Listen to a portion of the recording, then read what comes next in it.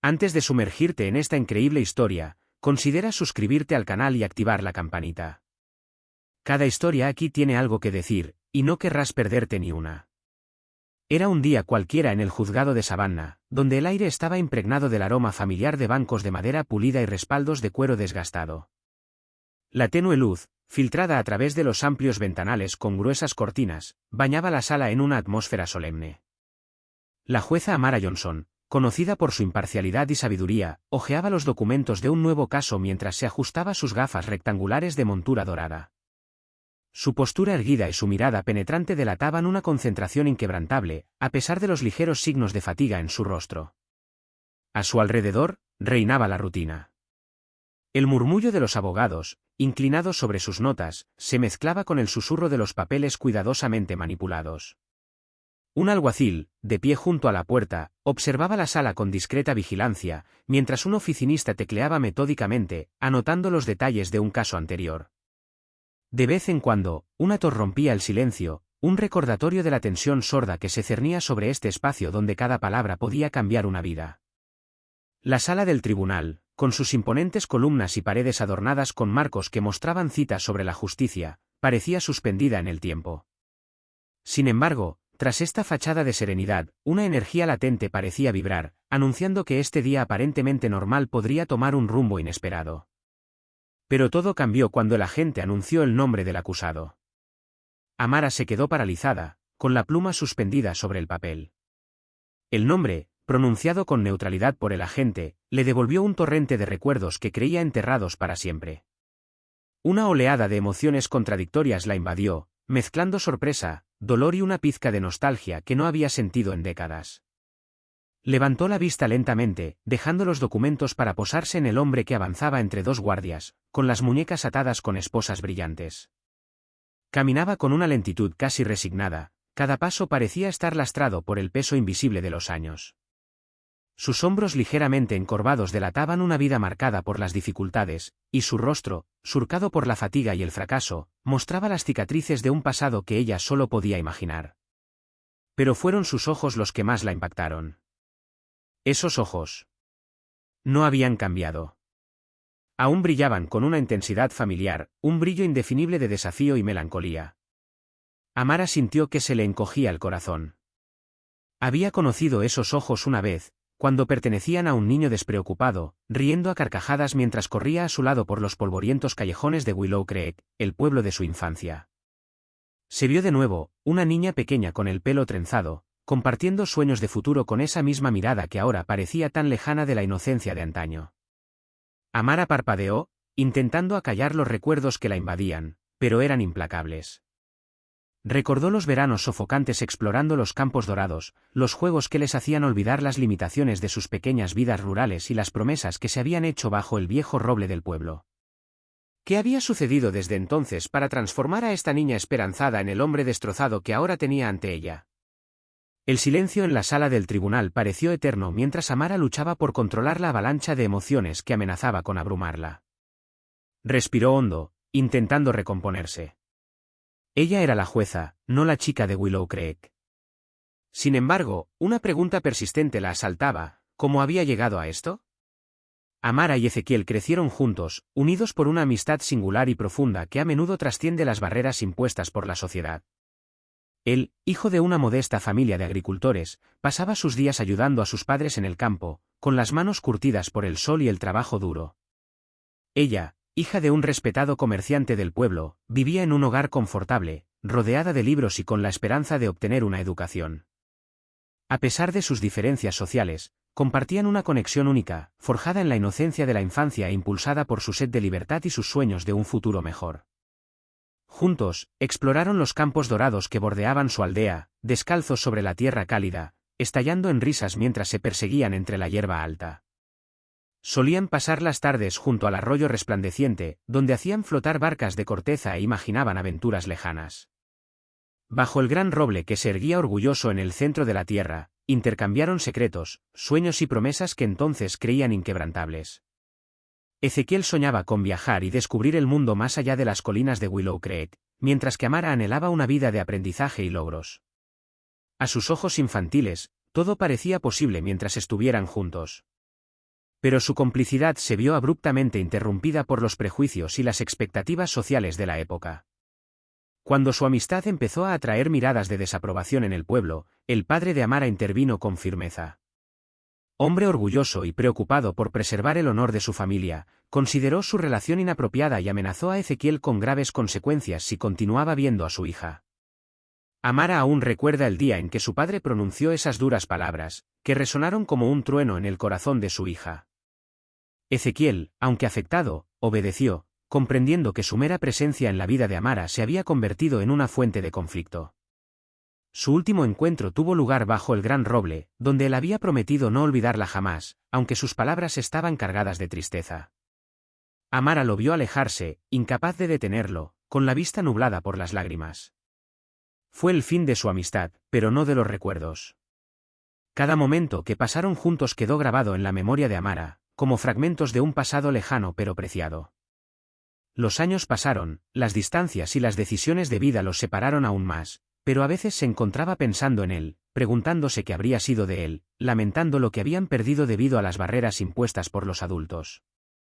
En el presente, Amara luchaba por contener el tumulto de emociones que amenazaba con traicionar su rol de juez imparcial. Ante ella, Ezequiel, el hombre que había sido su inseparable amigo de la infancia, permanecía erguido, pero visiblemente exhausto. Lo acusaban de robo con agravantes, posesión ilegal de arma de fuego y resistencia al arresto, cargos tan graves que quebrarían incluso a los espíritus más resistentes. Sin embargo, Ezequiel proclamó su inocencia con serena dignidad, negándose a doblegarse al estigma que lo agobiaba. La abogada defensora Naomi Ellis, una mujer de unos 40 años, de mirada penetrante y voz segura, comenzó su alegato con un fervor que captó la atención de toda la sala. Reconocida por su habilidad para frustrar las trampas más retorcidas de la fiscalía, Naomi atacó implacablemente cada punto débil de las pruebas de la acusación. Sus argumentos fueron precisos y metódicos, pero impulsados por una indignación palpable. Expuso no solo las flagrantes deficiencias de la investigación, sino también el contexto profundamente defectuoso del arresto. Un momento clave del juicio cambió la percepción de muchos en la sala. Un testigo presencial, vecino de Ezequiel, relató vívidamente los sucesos de ese día. Ezequiel había sido arrestado mientras corría por su propio barrio con una bolsa. La bolsa, incautada por la policía y presentada como prueba incriminatoria, no contenía más que pan y leche, comprados minutos antes en el supermercado local para alimentar a sus hijos. El testimonio también reveló que el arresto se había llevado a cabo con una brutalidad desproporcionada, a pesar de la ausencia total de pruebas que indicaran conducta delictiva. Naomi destacó una preocupante estrategia de la fiscalía: intentar manchar la reputación de Ezequiel sacando a la luz un error de juventud, un hurto menor que cometió a los 17 años. Aunque este delito había sido borrado de su expediente tras años de conducta ejemplar, la fiscalía insistió en vincular este incidente pasado con los cargos actuales.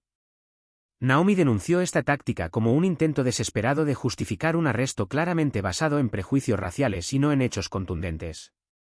Amara, aunque profundamente perturbada por este caso y sus implicaciones personales, permaneció impasible, escuchando atentamente cada argumento. Sabía que su deber era emitir un juicio justo, pero no podía ignorar la resonancia de este caso con las injusticias sistémicas que había observado a menudo en su carrera.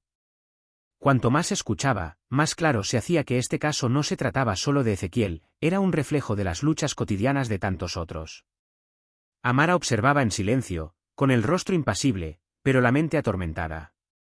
El peso de su rol como juez contrastaba con la tormenta de emociones que la despertaba la historia que compartía con el acusado. Recordaba al niño que había conocido, aquel que soñaba con la libertad y la grandeza, y ahora veía a un hombre marcado por repetidas injusticias.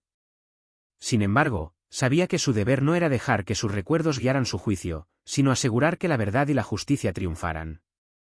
Naomi, implacable y decidida, continuó desmantelando el caso de la fiscalía pieza por pieza.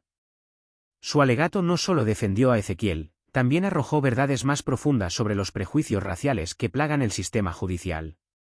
Detalló cómo la policía, al ver a un hombre negro corriendo en un barrio residencial, asumió inmediatamente su culpabilidad. Señaló que las pruebas físicas eran inexistentes, los testigos estaban ausentes y el caso de la fiscalía se basaba únicamente en suposiciones y prejuicios. Cada palabra de Naomi resonaba como un martillo en el silencio atento de la sala.